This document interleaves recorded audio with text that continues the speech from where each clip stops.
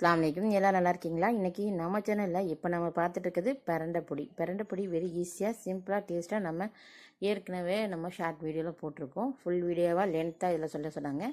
அதான பதிவு தான் இது. வாங்க இப்போ வீடியோக்குள்ளே போய் பார்த்துலாம். ஃபஸ்ட்டு நம்ம பிரண்டை எடுத்து வந்து நம்ம சுத்தம் பண்ணுறோம் அப்படின்னு சொன்னாக்கா தேங்காய் எண்ணெயை கையில் போட்டுட்டு 2 கையிலையும் நல்லா அப்ளை பண்ணிடுங்க.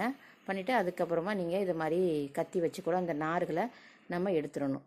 இப்படி 1 by 1 நம்ம வந்து நார்களை வந்து நம்ம எடுத்துகிட்டு சுத்தம் பண்ணி எடுத்துடணும். எடுத்துகிட்டு நம்ம இதை சும்மா சாதாரணமாக நீங்கள் கையில் எடுத்தீங்கன்னு சொன்னாக்கா உங்களுக்கு வந்து எண்ணெய் போடாமல் நீங்கள் எடுத்தீங்க கையில் அப்படின்னு சொன்னாக்கா கொஞ்சம் அரிக்கும். அதனால் இந்த மெத்தடை நீங்கள் வந்து யூஸ் பண்ணிக்கிங்க. எண்ணெய் தேங்காய் எண்ணெய் இல்லை நல்லெண்ணெய் எந்த எண்ணெய்லாம் நீங்கள் போட்டுக்கலாம். போட்டு கையில் நல்லா அப்ளை பண்ணிவிட்டு நீங்கள் இதை மாதிரி நார் இல்லாமல் சுத்தம் பண்ணி இந்த மாதிரி எடுத்துக்கோங்க. எடுத்துகிட்டு ஒரு பாத்திரத்தில் போட்டுட்டு நீங்கள் அரிசி களையிற தண்ணி இருந்தாக்கா அது தண்ணியை ஊற்றி கூட நீங்கள் இதை கழுவி எடுக்கலாம். இல்லை சாதாரண தண்ணியில் கூட நீங்கள் அலசி எடுக்கலாம். ஆனால் தண்ணியில் போட்ட பிறகு நீங்கள் கையை விடவே கூடாது. அப்படி விட்டிங்கன்னு சொன்னாக்கா ரொம்ப அரிப்பு அதிகமாகிடும். அதனால் நீங்கள் வந்து ஃபஸ்ட்டு தண்ணியில் நல்லா சுத்தம் பண்ணி வச்சுருக்கிறத வந்து நம்ம தண்ணியில் போட்டு எடுக்கும்போது ஒரு சாரணி போட்டு எடுத்துக்கோங்க. இல்லைன்னா ஒரு பெரிய வடிகட்டுற பாத்திரம் இருந்துச்சுன்னு சொன்னாக்கா அதில் அப்படியே ஊற்றி வடிகட்டிக்கிங்க.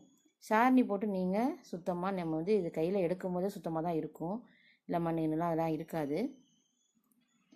அப்படி நம்ம சுத்தம் பண்ணுறதை வந்து நம்ம ஒரு பாத்திரத்தில் தண்ணி போட்டு செத்த நேரம் வச்சுட்டு அதை சாரணியை விட்டு நம்ம அலசி அதனால் கை போடாமல் நீங்கள் சாரணியை வச்சு எடுத்துக்கலாம். நம்ம அரிசி வடிகட்டுறதுக்கு நம்ம புளி வடிகட்டுறதுக்கு இந்த மாதிரி வடிகட்ட வச்சுருப்போம். அதில் கூட நீங்கள் போட்டுட்டிங்கன்னு சொன்னாக்கா தண்ணி வடிஞ்சிடும்.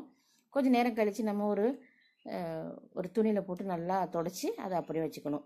இப்போ பொடிக்கு தேவையான பொருட்களை என்னென்ன அப்படிங்கிறத நம்ம பார்த்துக்கலாம். இதை 1 by 1 நம்ம இப்படி தான் சுத்தம் பண்ணி எடுக்கிறோம். அடுத்து 1 by 1 நம்ம என்ன பண்ணுறோங்கிறத ரெகுலராக இதில் பார்த்துடலாம்.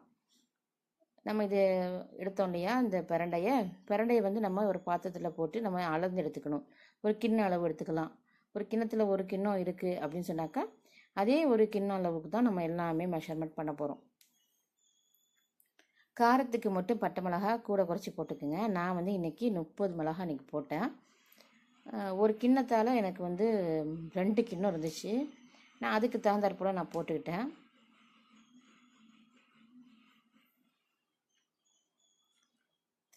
சுத்தம் பண்ணி எடுக்கையில் நல்லா நிறைய கிடச்சிச்சு. நீங்கள் வந்து பிரண்டை பொடி, பிரண்டை துவையல், பிரண்டை ஊறுகாய் இது மாதிரி வகையான எவ்வளோ வேணாலும் நம்ம பிரண்டையில் நம்ம சேர்த்துக்கலாம். இப்போ மிளகாய் வறுத்து எடுத்தாச்சு. இந்த உடைச்ச உளுந்து கருப்பு உளுந்தாக இருந்துச்சு.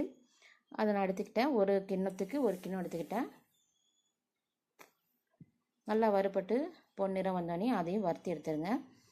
எடுத்துகிட்டு அதுக்கப்புறம் நம்ம எடுத்து வச்சுருக்கிற அந்த கடலைப்பருப்பு அதுக்கு ஓரளவு எடுத்திங்கன்னா பாதி அளவு, அதாவது ஃபஸ்ட்டு ஓரளவு எடுத்திங்கன்னா உளுந்து அரை அளவு தான் நம்ம கடலைப்பருப்பு எடுக்கணும். அதிலே கொஞ்சமாக நம்ம எள்ளு சேர்த்துருக்கோம். இது கொஞ்சம் டேஸ்ட் இருக்கிறதுக்காக நான் எள்ளு சேர்த்துருக்கேன். உங்களுக்கு வேணான்னா நீங்கள் ஸ்கிப் பண்ணிக்கலாம். பெருங்காயம் நம்ம கொஞ்சமாக ஒரு துண்டு அளவுக்கு எடுத்துருக்கோம்.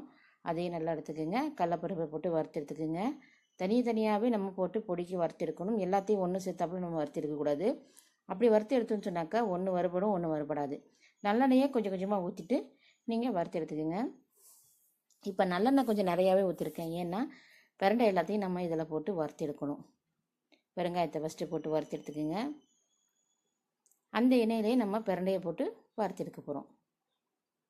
எள், கடலைப்பருப்பு, உளுந்து இதுக்கெல்லாம் வந்து கொஞ்சம் கொஞ்சம் எண்ணெய் ஊற்றிக்கலாம். எண்ணெய் இல்லாமல் கூட வறுத்துக்கலாம்.